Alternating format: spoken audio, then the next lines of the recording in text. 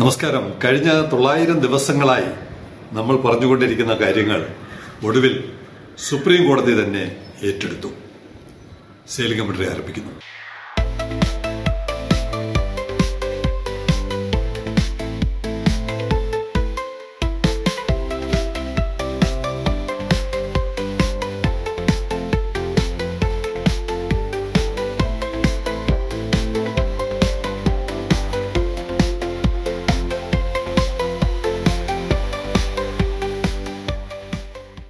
ഇന്നലെ ഏകദേശം 62 ലക്ഷം പേരുടെ മൊബൈലുകളിൽ ഒരു സന്ദേശമെത്തി. മുഖ്യമന്ത്രിയുടെ വകയാണ് സന്ദേശം. 2016 വെറും 600 രൂപ പെൻഷനായിരുന്നത് 2026 ആയപ്പോൾ അത് 2000 രൂപയാക്കി. ഈ കരുതൽ ഇനിയും തുടരും എന്ന് പറഞ്ഞുകൊണ്ട് 62 ലക്ഷം പേരുടെ മൊബൈലിൽ ഇതെത്തി എന്നാണ് പറയുന്നത്. അപ്പോൾ 62 ലക്ഷം പേർക്ക് വാട്സാപ്പ് സ്വീകരിക്കാൻ പറ്റുന്ന അല്ലെങ്കിൽ മെസ്സേജുകൾ സ്വീകരിക്കാൻ പറ്റുന്ന മൊബൈൽ ഫോണുകളുണ്ട്. അപ്പോൾ ഒരു വലിയ പ്രശ്നം അതിനകത്തുണ്ട്. ഈ 62 ലക്ഷം പേരും ഈ പറയുന്ന 2000 രൂപ കിട്ടുന്നത് മൊബൈൽ ഫോണിനും റീചാർജിനും വേണ്ടി മാത്രമാണോ ഉപയോഗിക്കുന്നത്? അവർക്കൊരു ഫോണൊക്കെ സ്വന്തമായിട്ട് ഉപയോഗിക്കാൻ പറ്റുന്ന ആളുകളാണ്. ഈ വൈരുദ്ധ്യമാണ് സുപ്രീം കോടതി ചൂണ്ടിക്കാണിക്കുന്നത്. സമ്പത്തുള്ളവരെയും സമ്പത്തില്ലാത്തവരെയും ഒരുപോലെ ഗവൺമെന്റ് കണ്ടുകൊണ്ട് ഈ സൗജന്യങ്ങൾ ഇങ്ങനെ നൽകേണ്ടതുണ്ടോ? വേണ്ടത്ര വരുമാനമില്ലാത്ത സംസ്ഥാന സർക്കാരുകൾ പോലും തെരഞ്ഞെടുപ്പ് അടുക്കുമ്പോൾ സൗജന്യങ്ങൾ വാഗ്ദാനം ചെയ്യുന്നത് ആശങ്കാജനകമാണെന്ന് സുപ്രീം കോടതി. നമ്മൾ ഉന്നയിച്ച എന്താണ്? ഈ ജനങ്ങൾക്ക് സൗജന്യങ്ങളല്ല കൊടുക്കേണ്ടത്. ജനങ്ങൾക്ക് അവരുടെ സ്വന്തം കാലിൽ ആത്മാഭിമാനത്തോടെ നിൽക്കാൻ കഴിയുന്ന തരത്തിൽ ഒരു തൊഴിലും വരുമാനവുമാണ് നൽകേണ്ടത്. അല്ലെങ്കിൽ സ്വന്തമായി ബിസിനസ് ചെയ്യാനോ അല്ലെങ്കിൽ സ്വന്തമായി കൃഷി ചെയ്യാനും ഒക്കെയുള്ള ഭൗതിക സാഹചര്യങ്ങൾ ഒരുക്കി കൊടുക്കുകയാണ് വേണ്ടത്. ഒരു സൗജന്യവും ആർക്കും കൊടുക്കണ്ട. അങ്ങനെ അവരുടെ വരുമാനത്തെ അവരുടെ പെൻഷനുമായി ലിങ്ക് ചെയ്യണം. ജോലി ചെയ്യുന്ന കാലത്ത് അതിൽ നിന്നൊരു ഓഹരി ഏതെങ്കിലും പെൻഷൻ സ്കീമിലും മെമ്പറാക്കി കൊടുത്താൽ ബാക്കി അവരുടെ ആ റെമിറ്റൻസ് അതിലൊരു ചെറിയ ഓഹരി സംസ്ഥാന സർക്കാരിന്റെ വിഹിതം. അങ്ങനെയാണ് വാസ്തവത്തിൽ ഒരു സമൂഹത്തെ വളർത്തേണ്ടത്. അല്ലാതെ അടിമയാക്കിയിട്ടുകൊണ്ട് ഞങ്ങൾ മാസം തോറും 2000 തരാം 3000 തരാം എന്ന് പറഞ്ഞാൽ ആ സമൂഹം വളരില്ല. ആ സമൂഹത്തെ ഇല്ലാതാക്കുന്നതിന് തുല്യമാണ് സർക്കാരിന്റെ ഈ നയം. ഇത് തന്നെയാണ് സുപ്രീം കോടതി പരാമർശങ്ങളിലൂടെ പറയുന്നത്. നിർധന സമ്പന്ന വേർതിരിവില്ലാതെ സഹായം നൽകി എന്ത് സംസ്കാരമാണ് വളർത്തുന്നതെന്നും ഇത് പ്രധാനമല്ലേ എന്നും കോടതി ചോദിച്ചു. ഇതാണ് പറഞ്ഞത്. ഈ കൊടുക്കുന്നവർക്കെല്ലാം വാട്സാപ്പും മൊബൈലും സ്മാർട്ട് ഫോണും ഒക്കെ ഉപയോഗിക്കാൻ പറ്റുന്ന ആളുകളാണെങ്കിൽ അവർക്ക് ഈ പെൻഷന്റെ ആവശ്യമുണ്ടോ?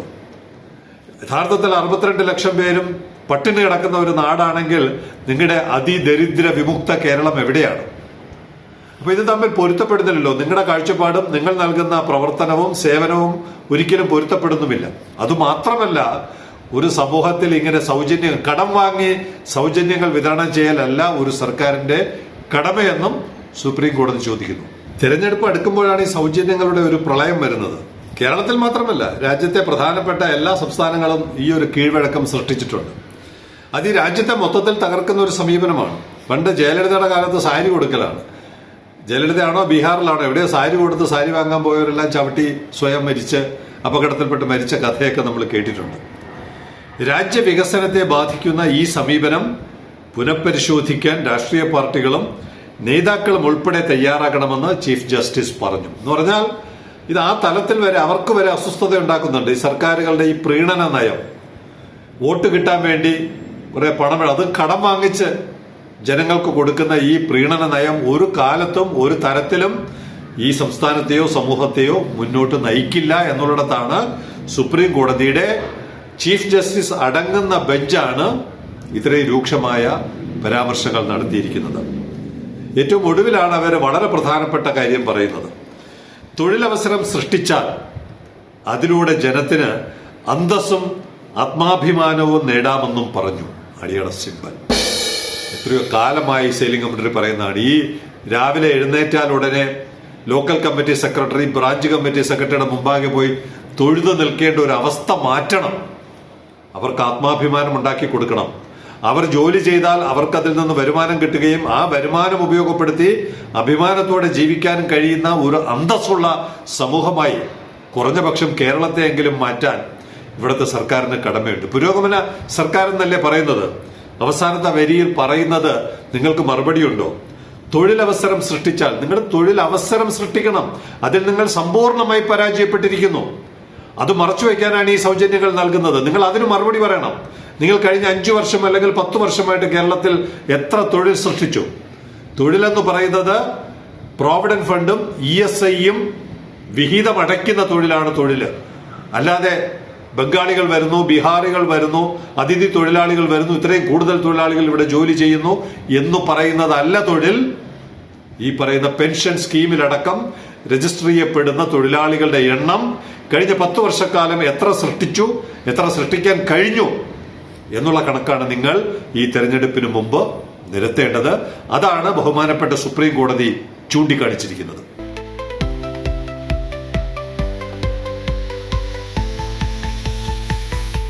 എങ്ങനെ തൊഴിലുണ്ടാക്കണമെന്ന് സെയിലിംഗ് കമ്മിറ്റി നിരവധി തവണ പറഞ്ഞിട്ടുണ്ട്.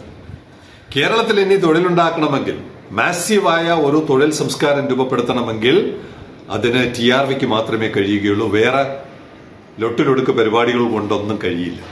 അതെല്ലാം നമ്മൾ കണ്ടു കഴിഞ്ഞ വർഷങ്ങളായി. 10 അല്ല, അതിനു മുമ്പുള്ള UDFന്റെ ഭരണമായാലും എന്താണ് അവർക്ക് ചെയ്യാൻ പറ്റുന്ന പരമാവധി പ്രവർത്തനങ്ങളെന്ന് എല്ലാ സർക്കാരുകളും കാണിച്ചു. ഇനി കേരളത്തിൽ ഒരു മുന്നേറ്റം നടത്തണമെങ്കിൽ അത് ട്രിവാൻഡ്രം പോർട്ടിലൂടെയാണ്. അതിന് ഗേറ്റ് തുറന്നാൽ മാത്രമേ ആ ഒരു വിപ്ലവം ഈ നാട്ടിൽ നമുക്ക് ദൃശ്യമാകൂ. അതിനു പറ്റിയൊരു ഉദാഹരണമാണ് ലണ്ടനിൽ നിന്ന് ലണ്ടനിലെ സതാംപ്ടണിൽ നിന്ന് പീറ്റർ ജോൺ അയക്കുന്ന ട്രിവാൻഡ്രം ട്രക്കത്തോൺ. കൊച്ചിയിൽ നിന്ന് 26/12 കഴിഞ്ഞ വർഷം 26/12 ഒരു കണ്ടെയ്നറിന്റെ സൈക്കിൾ പ്രവർത്തനം തുടങ്ങുകയാണ്. അങ്ങനെയാണ് അവർ കൊടുത്തിരിക്കുന്നത്. ഈ ട്രാക്കിംഗ് സൈറ്റുകൾ എന്ന് മുതലാണോ ഈ പ്രവർത്തനം തുടങ്ങുന്നത്, എന്നാണോ അവസാനിക്കുന്നത്, ഇതാണ് നൽകുന്നത്. 26/12/25 കൊച്ചിയിൽ നിന്ന് തുടങ്ങുന്നത് കൊളംബോ വഴി ലണ്ടനിലെ സതാംപ്ടൺ തുറമുഖത്തെത്തുമ്പോൾ 19/2 ഇന്നലെയാണ് ഗേറ്റ് കടന്നു വരുന്ന കണ്ടെയ്നർ പീറ്റർ ജോൺ കേംബ്രിഡ്ജിന് സമീപം വെച്ച് ഫോട്ടോ എടുത്ത് സെയിലിംഗ് കമ്മിറ്റിക്ക് അയച്ചത്. 56 ദിവസം കൃത്യം 26 ദിവസത്തിനുള്ളിൽ ഇവിടെ ലണ്ടൻ TRVയിൽ കപ്പലെത്തുന്നുണ്ട്. 30 ദിവസമാണ് കേരളത്തിലെയോ ഇന്ത്യയിലെയോ കയറ്റുമതിക്കാരെ ദ്രോഹിക്കുന്ന നടപടി TRVയുടെ പൂട്ട് താഴിട്ട് പൂട്ടിക്കൊണ്ട് ഇപ്പോഴും കേരള സർക്കാർ നടത്തിക്കൊണ്ടിരിക്കുന്നത്. അതിലൂടെ സൃഷ്ടിക്കപ്പെടാവുന്ന തൊഴിലവസരങ്ങൾ ജനങ്ങൾക്ക് നിഷേധിക്കുന്നത് എന്നതുൾപ്പെടെയുള്ള ഗുരുതരമായ തെറ്റാണ് കേരള സർക്കാർ ചെയ്തുകൊണ്ടിരിക്കുന്നത് എന്നാണ് ശ്രീ പീറ്റർ ജോണിന്റെ ഈ ട്രാക്കത്തോൺ തെളിവ് സഹിതം നിരത്തുന്നത്.